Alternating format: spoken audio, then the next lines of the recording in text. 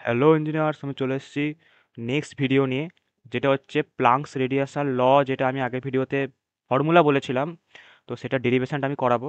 ডেরিভেশনটাও important, বাকি লগুলো important নয়। তো এটার খুবই ইম্পর্টেন্ট, এটা ইন্ডিভিজুয়াল একটা খুবই ইম্পর্টেন্ট টপিক। পুরো মানে প্লাঙ্কস রেডিয়াসাল ল এবং সেখান থেকে সমস্ত লয়ের যে রিডাকশান, এই পুরো রিজিয়ানটাই এই মডিউলের বিশাল ইম্পর্টেন্ট ডোমেন। তো সেই কারণে আমি বলে দিচ্ছি, কিছুই না, যে Planck's modified Rayleigh Jeans law with his assumption that a black body is associated with a large number of harmonic oscillation তার। মানে এটা বেসিক্যালি হচ্ছে কি বললাম, যে ফোটন মানে পার্টিকেল ধরেছে, মানে যেরকম হচ্ছে একটা আলোকে একটা ফোটন কণার সাথে তুলনা করেছে quantum mechanics. The oscillation have energies obviously equal to হচ্ছে এনএইচ নিউ। এন হচ্ছে 0 1 2, এন হচ্ছে বেসিক্যালি নাম্বার অফ। হুম তো অ্যাকর্ডিং নাম্বার অফ হচ্ছে ওই কক্ষ আর কি, নাম্বার সেল এরকম। According to Boltzmann distribution law, the total number of oscillations is given by n. n হচ্ছে টোটাল নাম্বার অফ অসিলেশন, যেটা একটা function obviously n naught plus n naught e to the power minus h nu by kT, এই করে করে চলছে। তো এটা basically GP series, দেখতেই পাচ্ছিস যে এরকম মাল্টিপ্লাই হচ্ছে 1 2 3, এখানে 1 আছে, এখানে 2 আছে। তো n নট হচ্ছে the number of oscillations having zero energy, n naught হচ্ছে the number of oscillation having zero energy, মানে যে অসিলেশনগুলো এনার্জি জিরো। কে হচ্ছে Boltzmann constant, h nu by kT, মানে এই দুটো হচ্ছে জাস্ট এন নটটা কি আর কেটা কি। আর নিউটো ফ্রিকোয়েন্সি, এইচ হচ্ছে প্ল্যাঙ্ক কনস্ট্যান্ট, টি টেম্পারেচার, অ্যাবসলিউট টেম্পারেচার। তো এইচ নিউ বাই কেটিকে যদি আমি আলফা ধরি, নিয়ে যদি আমরা ইকুয়েশন টুতে বসাই, মানে ইকুয়েশন টু বেসিক্যালি হচ্ছে এইটা, ইকুয়েশন টু লেখা হয়নি, সেখানে যদি আমরা বসাই তাহলে আমরা এইটা পাই। অবভিয়াসলি দেখ আসা আলফা হয়ে গেছে, এইচ নিউ বাই কেটে ছিল, মানে মাইনাস এইচ নিউ বাই কেটে ছিল ওটা, এবার মাইনাস আলফা হবে। তো সেটা হচ্ছে N equal to N naught by, এবার এই পুরোটাকে আমরা এরকম লিখতে পারি, যেটা হচ্ছে N equal to N naught by 1 minus e to the power minus alpha. তো তারপর হচ্ছে যে N naught by N equal to 1 by E to the power minus alpha. Obviously বুঝতেই পারছি, 3 নম্বর ইকুয়েশন নাম দিলাম। তো the total energy of the oscillation is E, আমরা এটা পাচ্ছি এই ইকুয়েশন থেকে। এনের জায়গায় 0 1 2 3 হবে ভ্যালু বসাতে বসাতে, আর এন আমরা এটা লিখেছিলাম, এই দুটোই আবার লিখলাম, দুটোই আমরা লিখলাম। এবার ইও লিখলাম, এনও লিখলাম। এবার এটা আমরা দেখতে পাচ্ছি ওপরে যে ইকুয়েশনটা লেখা আছে, নিচের যে ইকুয়েশনটা লেখা আছে, সেটা হচ্ছে আমাদের ভ্যালু একটা একটা করে, মানে ইন্ডিভিজুয়াল। এইটা হচ্ছে 1 নম্বর কক্ষের এনার্জি, এটা হচ্ছে 2 নম্বর কক্ষের এনার্জি, এটা হচ্ছে 3 নম্বর কক্ষের এনার্জি। কোরেসপন্ডিং এটাও সেম, এখানেও দেখ 1 ভ্যালু আছে, এখানেও 2 ভ্যালু আছে, এই যে। তো এইভাবে আমরা দেখতেই পাচ্ছি যে এইগুলো এক একটা একটা পেয়ার, এই একটা পেয়ার, তারপর এই একটা পেয়ার, এগুলো এক একটা একটা পেয়ার এখন চলতেই থাকছে। এবার টোটাল এনার্জি যেটা হবে সেটা আমরা এই পেয়ারগুলোকে শুধু গুণ করব আর যোগ করব। তাই 0 × n হচ্ছে আমাদের 0, তারপর h nu into n naught e to the power minus h nu by kT. এইভাবে আমরা শুধু এই একটা একটা করে পেয়ারগুলোকে গুণ করতে থাকবো আর যোগ করতে থাকবো। মানে সিম্পল কথা হচ্ছে ওপরের সাথে নিচের গুণ করব। 0-র সাথে এন নট গুণ করেছি, এইচ নিউ এর সাথে নিচে n naught e to the power minus h nu by kT গুণ করেছি, আবার 2 এইচ নিউর সাথে নিচে n naught e to the power minus 2 h nu by kT গুণ করেছি। এইভাবে চলতে থাকছে। এবার এখান থেকে 0 তো বাদ চলে গেল, মানে কোনো কিছু প্লাস 0 মানে সেটাই হয়, তো এটাকে আমি বাদই দিতে পারি। তারপর হচ্ছে এইচ নিউ ই টু দি, মানে তারপর হচ্ছে কমন ফ্যাক্টর যদি লক্ষ্য করিস, তাহলে হচ্ছে h nu n naught e to the power minus alpha. এবার আলফা কেন হট করে লিখলাম, এটা আমরা আগেই লিখেছি যে এইচ নিউ বাই কেটিকে আমরা আলফা ধরেছি, সেই কারণে আমরা ডিরেক্ট আলাদা করে আলফা না লিখে এখানে আলফা বসিয়ে দিলাম, তারপর বলে দিলাম আলফা মানে হচ্ছে এই এইচ নিউ বাই কেটিটাই। এটা আগে আলফা ধরেছিলাম, তো এই ইকুয়েশানে চেঞ্জ করা উচিত ছিল, আর চেঞ্জ করা হয়নি, তো খুব একটা অসুবিধা হবে না। হলো, তাহলে h nu common, n naught common, e to the power minus alpha common. এবার কমন নেওয়ার পর কী পড়ে থাকছে, তো এই ইকুয়েশনটা তো পুরোটাই কমন চলে গেছে, মানে সরি ইকুয়েশন নয়, টার্মটা। এইচ নিউ কমন চলে গেছে, এন নটও কমন চলে গেছে, e to the power minus আলফাও কমন চলে গেছে, কিছুই পড়ে নেই, মানে 1 পড়ে আছে। এইভাবে পরেরটা থেকে আমার 2e⁻α পড়ে আছে, এইভাবে 3e⁻² আলফা পড়ে আছে, এইভাবে করে করে যাবে। কারণ এখানে 2 এখানে থাকছে, আর এখানে সরি একটা মিস্টেক হয়ে গেছে, এটা 2 হবে, এটা 2টা লেখা নেই, 2 হবে, হ্যাঁ এখানে 2 লেখা আছে, তো এখানেও 2 হবে, এটা মিস হয়ে গেছে, ওই জন্য এগুলো জাস্ট পড়ে থাকবে। এখানে 2 বাদ থাকছে, 2 লিখে দিলাম। এখানে একটা e⁻α চলে গেছে, এখানে e⁻α² আছে, তাহলে আরেকটা আলফা কোথায় যাবে, লিখতে হবে। এইভাবে করে করে যা বাদ থাকছে, মোট কথা হচ্ছে h⁻n0 কমন নেওয়ার পর যা যা বাদ থাকছে সেগুলো লিখতে হবে, সিম্পল যাবে কমন নেয়। আর এই ইকুয়েশনটা অবভিয়াসলি এই ওপরের ইকুয়েশন থেকে কমন নিয়ে আসছে, তো তোরা নিজেরাই করতে পারবি। একটাই রিকোয়েস্ট, আমার সাথে সাথে তোরা যদি খাতায় লিখিস, তাহলে তোরা মাথাতে রাখতে পারবি যে কোনটা কিভাবে কি হচ্ছে। তারপর হচ্ছে e⁻α নিয়ে h0 মানে h⁻n0 e⁻α নিয়ে তারপর এবার e⁻α এবার এভাবে জাস্ট চলবে আর কি, এইভাবে করে করে। তো এইখানে জাস্ট কমন নেওয়ার মতো করে নেওয়া এখানে ইন্ডিভিজুয়াল ভাবে। তারপর হচ্ছে সাবস্ট্রাক্টিং ইকুয়েশন 5 ফ্রম 4, এখানে আমরা ইকুয়েশন দেখেছি, এটা আরেক ধরনের ইকুয়েশন। এখানে n-1 আছে,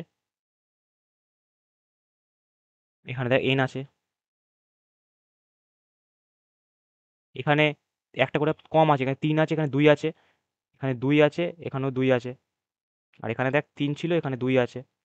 জাস্ট এই চেঞ্জটা এসছে। তারপর যদি 5 থেকে 4 তোরা বাদ দিস, তাহলে দেখতেই পাবি ই মাইনাস ই টু দি পাওয়ার মানে মানে বেসিক্যালি 4 থেকে আমরা 5 বাদ দিচ্ছি, তাহলে ওপরের সাথে নিচের বাদ দেবো, তাহলে ওপরে আছে, নিচে ইন্টু ই⁻α আছে, তাহলে মাইনাস ই⁻α করে আমরা এটাই পাই।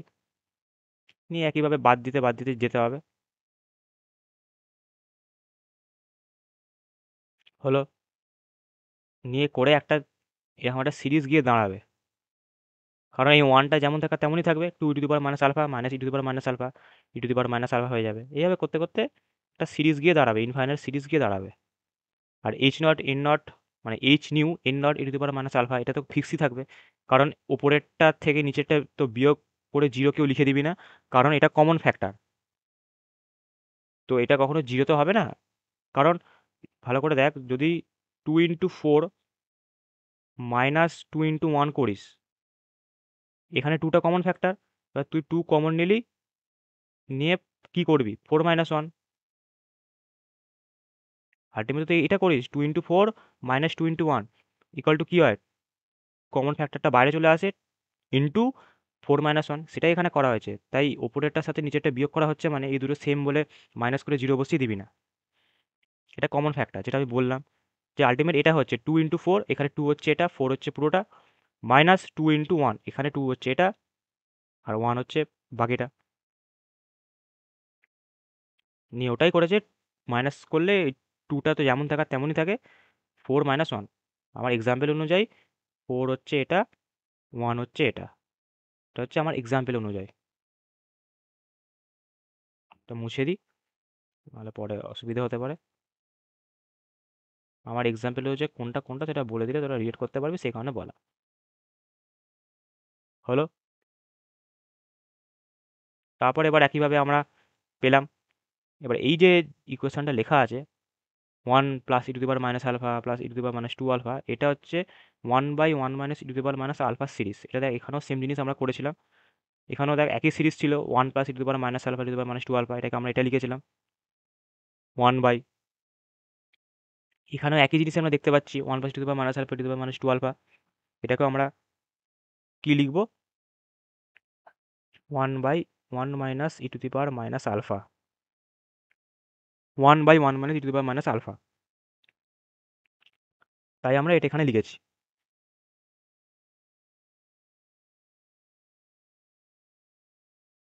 এটা ভিডিও দেখলে তোরা বুঝতে পারবি, এইগুলো আর আমি রাখছি না। হলো, তারপর ইকুয়াল টু কী হবে, এই টার্মটা নিচে নেমে যাবে, নিয়ে স্কোয়ার হয়ে যাবে, এটা 6 নম্বর নাম দিলাম। তারপর যদি average energy per oscillation, average energy per oscillation, N হচ্ছে নাম্বার অফ অসিলেশন। অ্যাভারেজ করা মানেই হচ্ছে total energy by total number, average মানেই হচ্ছে সেটা হয় total marks by total subject. তাই total energy by total number of oscillation হলো। এবার ই এর ভ্যালু আমরা জানি, বাই এন করে দিলাম, এটা দাঁড়ায়। এবার ইকুয়েশন 3 থেকে আমরা পাই, ইকুয়েশন 3 কি ছিল? ইকুয়েশন 3 ছিল হচ্ছে এইটা, n naught by n. N naught by n এর আমরা ভ্যালু পেয়েছিলাম, সেটাই বসানোর সময় চলে এসছে, বসিয়ে দিয়েছে, হলো। তারপর এবার সিম্পলিফাই করার পর এটা দাঁড়ায় ই টু দি পাওয়ার মাইনাস, আলফাটা ওপরে ছিল, এটা নিচে নেমে গেল, নিয়ে করে ইবার হচ্ছে আমাদের h nu by E to the power minus, sorry, h nu by E to the power alpha minus one. এবার আলফার ভ্যালু বসিয়ে দেওয়ার সময় চলে এসছে, বসিয়ে দিলাম, মিটে গেল। সেটা 7 নম্বর ইকুয়েশন। একদম স্টেপ বাই স্টেপ লেখা আছে, যখন নোটটা দেখবি কোনো বুঝতে অসুবিধা হবে না। তারপর হচ্ছে the number of অসিলেশনস per unit volume in the frequency range lambda, মানে সরি, নিউ থেকে নিউ, যেহেতু ফ্রিকোয়েন্সি সেই কারণে নিউ থেকে নিউ প্লাস ডি নিউ, এটা হচ্ছে ফ্রিকোয়েন্সি সাইন হয়। তো এটা হচ্ছে আমাদের এটা। তো এনার্জি ডেনসিটি কী হবে? E nu d nu equal to N nu into E bar, মানে এনার্জি ডেনসিটিটা হবে ফ্রিকোয়েন্সি রেঞ্জে average energy into N nu number of oscillation per unit volume, কারণ আমরা পার ইউনিট ভলিউমই বার করবো। এনার্জি ডেনসিটি মানে পার ইউনিট ভলিউমে কত এনার্জি। তো পার ইউনিট ভলিউমে এনার্জি বার করতে গেলে পার ইউনিট ভলিউমে নাম্বার অফ অসিলেশনের সাথে গুণ করতে হবে এনার্জিকে, অবভিয়াসলি অ্যাভারেজ এনার্জি। তো গুণ করার পর এটা আসে। কেন এটা আসে? এন নিউর ভ্যালু আমরা দেখতে পাচ্ছি 8 pi nu cube by c cube d nu, সেটাই বসিয়েছে। আর ই বারের ভ্যালু আমরা ক্যালকুলেট করলাম, h nu by E to the power h nu by KT, পুরোটা -1। এটা কিন্তু বারবার লক্ষ্য করবি, ওই জন্য ভিডিওটা মন দিয়ে দেখবি, এটা কিন্তু টোটাল -1। পরীক্ষা কিন্তু ওপরের সাথে -1 দিয়ে চলে আসবে না। এই ওপরের সাথে -1 লেখা মানে পাওয়ারের সাথে -1, কিন্তু এটা ওভারঅল ভ্যালুটার সাথে -1 হচ্ছে, হলো। একইভাবে একটুখানি সাজিয়ে গুছিয়ে লিখলে এটা আমাদের দাঁড়ায়। এবার ই নিউ ডি নিউ যেটা, সেটা হচ্ছে ফ্রিকোয়েন্সি রেঞ্জের জন্য, মানে ফ্রিকোয়েন্সি রেঞ্জে যদি বলিস এনার্জি ডেনসিটি, তাহলে প্লাঙ্কস রেডিয়েশন ল হচ্ছে এটা। প্লাঙ্কস রেডিয়েশন ল দুটো হয়, একটা হচ্ছে ল্যামডার জন্য, একটা হচ্ছে নিউ এর জন্য। ফ্রিকোয়েন্সি রেঞ্জ বললে ওপরেরটা লিখবি টি নিউ ডি নিউ, মানে দুটোই লিখতে পারিস, যে কোনো একটা লিখবি, দুটোই লিখে আসার দরকার নেই, যে কোনো একটা লিখবি বা লিখে দিতেও পারিস। তো চেষ্টা করবি নিচেরটা লেখা। কেন?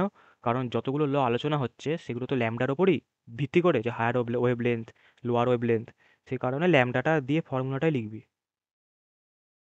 ওপরেরটা বেসিক্যালি দেখ, আগে ইনিউ ডিনিউটা লিখবি, ডেরিভেশন বললে আগে ইনিউ ডিনিউ লিখবি, তারপর নিউটাকে ল্যামডাতে চেঞ্জ করে দিবি, তাহলে এই ফর্মুলাটা দাঁড়ায়।